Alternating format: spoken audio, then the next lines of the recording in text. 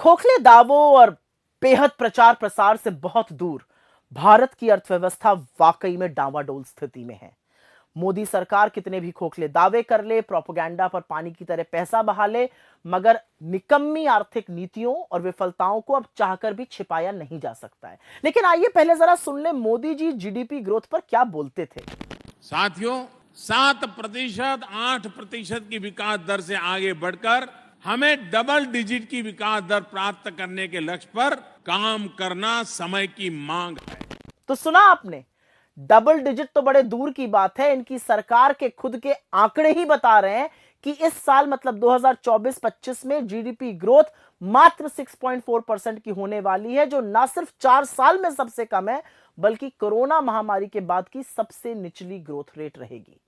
यह आंकड़ा एनएसओ ने जारी किया है। हर बार वो अग्रिम अनुमान जारी करते हैं बजट के पहले। इससे लेकिन कुछ गंभीर सवाल उठते हैं, क्योंकि इसका लोगों पर क्या कहर बरपेगा। इसकी ना तो सरकार को, ना रिजर्व बैंक ऑफ इंडिया को कोई सुध है और ना शायद कोई परवाह है। आप सोचिए कि नवंबर 2024 की शुरुआत तक आरबीआई जो था वो 7.5% की जीडीपी ग्रोथ रेट का अनुमान लगाकर बैठा था और सरकार को यह आशा थी कि जीडीपी ग्रोथ रेट आएगा 7.2% पे। अब अनुमान 6.4% पर हो गया है। इन दोनों एजेंसियों के पास हर तरह का आंकड़ा है, हर तरह का इकोनॉमिक डेटा है, हाई फ्रीक्वेंसी इंडिकेटर होते हैं, और उसके बावजूद भी ये इतने अनभिज्ञ हैं। तो ये इनकी अकर्मण्यता है या सच को छुपाने की सोची समझी साजिश, इसका फैसला आप खैर खुद कीजिए।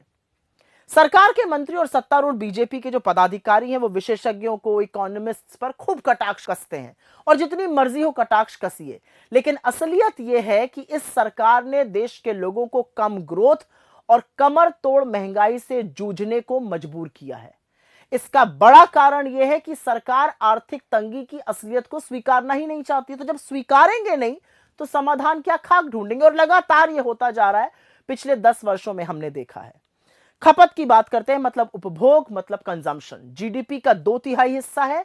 इसलिए जब इसमें कमी होती है तो चिंताजनक स्थिति बनती है। और ये भी दिखाता है कि मध्यम वर्ग पे और गरीब पर कम ग्रोथ का क्या प्रभाव होता है। डेटा साबित करता है कि लोग आज भोजन और शिक्षा जैसी आवश्यक वस्तुओं पर कम खर्च कर रहे हैं। जो प्राइवेट कंजम्पशन पर खर्च की ग्रोथ होती है वो पिछली तिमाही में 7.4% थी, अब घटकर 6% रह गई है। एफएमसीजी कंपनियां, वही कंपनियां जो साबुन, तेल, शैम्पू वगैरह बनाती हैं, उन्होंने ये बड़ा खुलासा किया है कि अब छोटे छोटे पैकेज की जो मांग है वो ज्यादा हो रही है।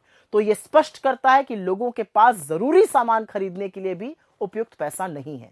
मैन्युफैक्चरिंग, जहां पर बहुत सारी नौकरियां बन सकती हैं और जहां पर फोकस होना चाहिए सरकार का, पिछले वित्तीय वर्ष में कोई 9% से ज्यादा की ग्रोथ थी, इस बार घटकर 5.3% रह गई है। माइनिंग, जहां पर ग्रोथ 7.1% थी, वो घटकर महज 2.9 पर रह गई है। निर्यात मतलब एक्सपोर्ट, उसमें भी गिरावट जारी है। तो ये सब देखते हुए निवेश मतलब इन्वेस्टमेंट बिल्कुल ठप पड़ा है। इसमें तो कोई आश्चर्य होना ही नहीं चाहिए। यह अलग बात है कि बदले की भावना से काम करने वाली ईडी, सीबीआई, इनकम टैक्स जैसी एजेंसियों के दबाव में भारतीय उद्योग जगत के बड़े बड़े खिलाड़ी भड़े मोदी जी के कसीदे पढ़ें, उनका गुणगान करें, लेकिन पैसा लगाने से तो उन्होंने भी बिल्कुल इनकार कर दिया और इसीलिए इन्वेस्टमेंट हो नहीं रहा है। तो बेरोजगारी, कम आय, आवश्यक वस्तुओं पर जबरदस्त टैक्स और कमर तोड़ महंगाई के कारण लोग आज अपने भविष्य की बचत से खर्च करने को मजबूर हो चुके हैं। जो घरेलू बचत है वो 50 साल के सबसे निचले स्तर पर है। यही नहीं, आज जीवन जीने के लिए लोग जेवर गिरवी रखने को मजबूर हैं, और ऐसा करने वालों की संख्या में 50% की बढ़ोतरी हुई है। लोन लेकर ना चुकाने वालों में 30% की बढ़ोतरी हुई है। सेकेंडरी स्कूल के एडमिशन में गिरावट हुई है। बड़ी बड़ी यूनिवर्सिटीज में, सेंट्रल यूनिवर्सिटी से बिना डिग्री लिए आधी पढ़ाई छोड़ने को लोग मजबूर हैं। ये सब क्या है? ये आर्थिक बर्बादी के एक के बाद एक प्रमाण है। खैर, सूट बूट की सरकार में इनकम टैक्स कॉर्पोरेट टैक्स से कहीं ज्यादा है। आटे पर, दही पर, पढ़ाई पर, दवाई पर, यहां तक कि पॉपकॉर्न और पुरानी गाड़ी की बिक्री पर भी जमकर जीएसटी वसूला जा रहा है। पर एक बात साफ है, आर्थिक मंदी स्पष्ट रूप से गरीबों और अमीरों पर अलग अलग तरह का प्रभाव डालती है। आज आम हिंदुस्तानी अपने 2 वक्त के भोजन, अपने बच्चों की शिक्षा के साथ समझौता कर रहे हैं, जबकि जो हाई नेटवर्थ इंडिविजुअल्स हैं, जो सुपर रिच लोग हैं, वो देश छोड़कर विदेश की ओर भाग रहे हैं। सच्चाई यह है कि मोदी ने भारतीय अर्थव्यवस्था को पूरी तरह से चौपट, पूरी तरह से ध्वस्त, पूरी तरह से बर्बाद कर दिया है। असलियत यह भी है कि आप उन वेबसाइट को तो हटा सकते हैं जहां पर डॉक्टर मनमोहन सिंह के कार्यकाल में जीडीपी की ज्यादा ग्रोथ लिखी थी, लेकिन क्या आप इस फैक्ट को नकार सकते हैं कि यूपीए के शासनकाल में 2004 से 14 के बीच एवरेज जीडीपी ग्रोथ हर साल 7.5% की थी और आपके 10 साल के शासनकाल में वो महज 6.5% रही है। प्रधानमंत्री और उनकी सरकार $5 ट्रिलियन की इकोनॉमी का जाप जपते रहते हैं, ढिंढोरा पीटते रहते हैं। यह अलग बात है कि यह होना 2022 में था और अब शुरू 2025 हो चुका है, लेकिन भारत को उस आंकड़े तक पहुंचने के लिए 9 से 10% एटलीस्ट कम से कम जीडीपी ग्रोथ करनी होगी, तब हम वहां पहुंच पाएंगे। इसके बारे में कोई चर्चा नहीं है।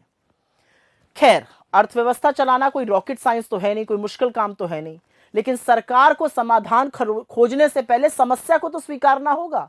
सीना ठोकना, प्रोपेगेंडा फैलाने में आप अंधभक्तों की तालियां बटोर सकते हैं, आप चरण चुंबक मीडिया की ओर से अहम मुद्दों पर सुई टपक सन्नाटा आपको मिल सकता है, मगर इससे अर्थव्यवस्था की सच्चाई नहीं बदलेगी और इसकी कीमत तो हमारा देश चुका रहा है।